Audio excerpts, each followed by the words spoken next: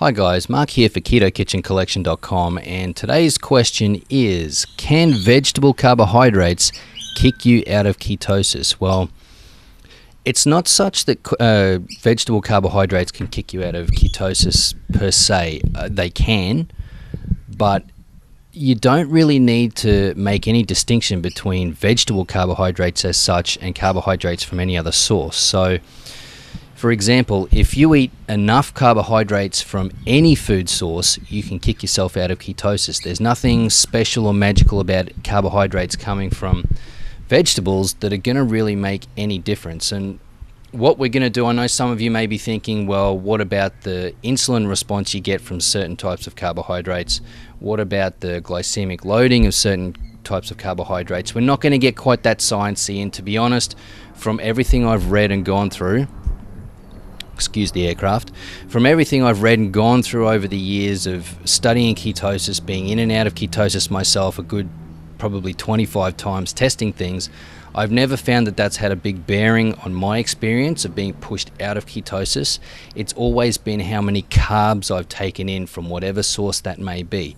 So if we think about it specifically in terms of carbohydrates, you've got to think about the density of the carbohydrate, the nutrient density or the carb density in the specific carbohydrates you're eating. So for example, if you have a normal meal where you'd have mashed potato or potato of some kind, or maybe you've got a serving of corn. I understand this is not a keto meal that you would normally have, that you have potato and corn in it, I get that. But in any specific meal you'd have that's got corn or potato in it, they're very carbohydrate dense vegetables.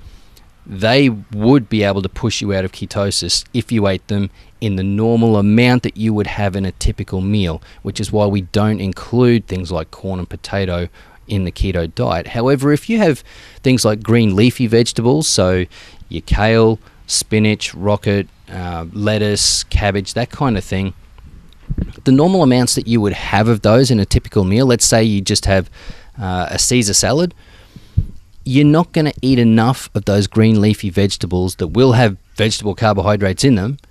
You're not going to have enough carbohydrates in that meal to push you out of ketosis. It's just not carbohydrate dense enough. So at the end of the day, the type of carbohydrates are secondary. Don't worry about the types of carbohydrates that will or won't push you out of ketosis. Worry about the amount of carbohydrates you're taking in, either over the course of a full day or just in one single meal.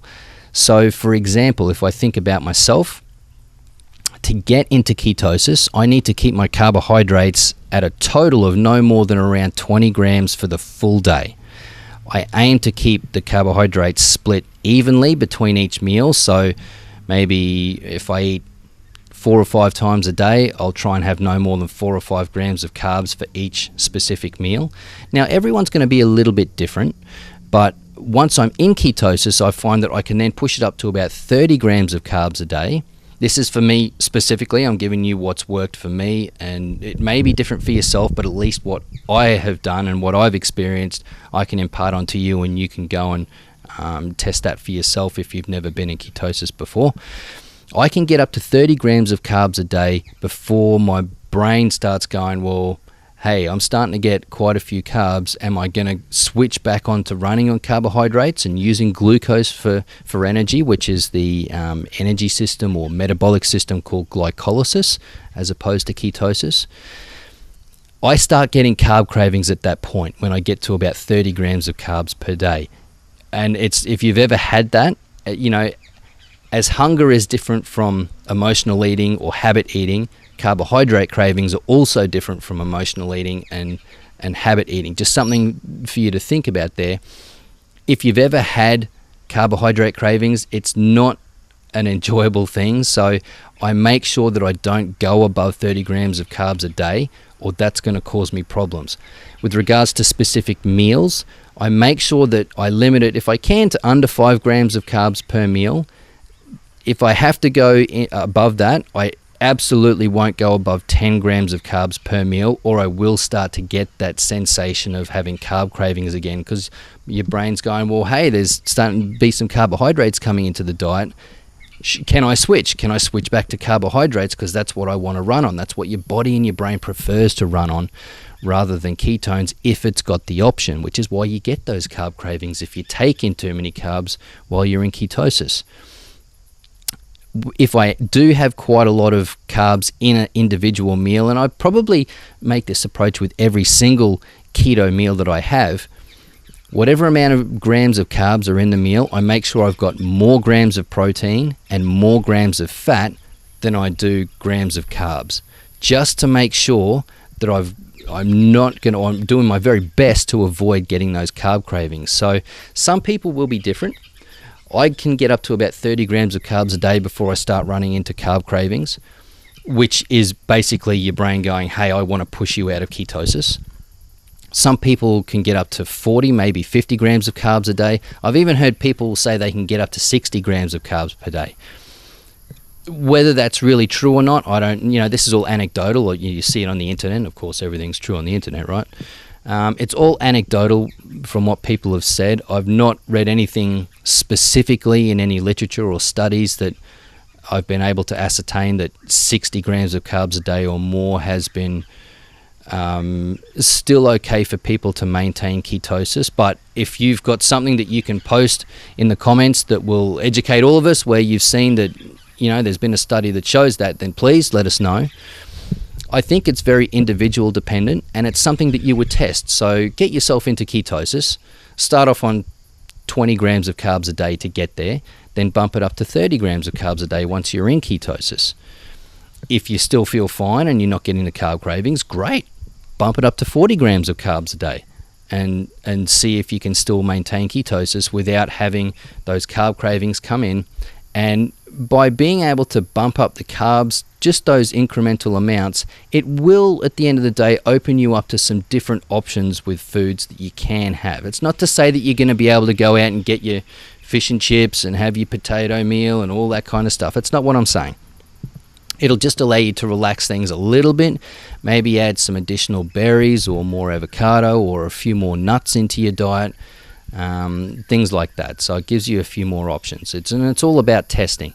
And also, if you really want to get down to the nuts and bolts of it to see where you're at, you're tracking your carbs, you're slowly bumping them up from day to day to see if it's pushing you out of ketosis. You don't have to just go with how you generally feel inside and if you've got carb cravings. And I know a lot of you watching this will be saying, nodding very wisely, going, yeah, look, I don't need to have blood ketone testing or anything like that. You'll know if you're in ketosis or not. You'll know if you're getting carb cravings or not, and when your mind or your brain's trying to push you out of ketosis and back into glycolysis. But if you want to get really sciencey about it, you can go down to your chemist or pharmacy and get testing units that will take a prick of blood out of your finger, and you can test the ketone levels in your blood, which is a really good, accurate way to do it. There's also ketone sticks that you can get where you pee in a cup and you put the stick in it, and it tells you what the ketone levels are in your urine. So doing it through, peeing in a cup is not as accurate, and it's a slightly different, you're measuring a slightly different thing than what you'll get out of a blood testing unit. So at the end of the day, when it comes down to this, blood is better than pee, to put it crudely. Never thought I'd use that sentence in any context whatsoever. But it's up to you if you want to go down that path. The blood testing units are relatively expensive as opposed to the ones where you pee in a cup and they're not. Just depends on which way you want to go with it and if you want to look at it that sort of intensely. So hopefully that's answered the question. It's not vegetable. There's no specific type of vegetable carbohydrates that are going to push you out of ketosis any more than any other kind of carbohydrate for all intents and purposes. It's not the source of carbohydrates that matters as such. It's the amount of carbohydrates you're taking in, and you want to keep that low throughout the day and low for each meal. Hopefully that's answered your question. Thank you for staying with me through the video. I do appreciate your time. Again, I'm Mark from KetoKitchenCollection.com, and I'll see you on the next one.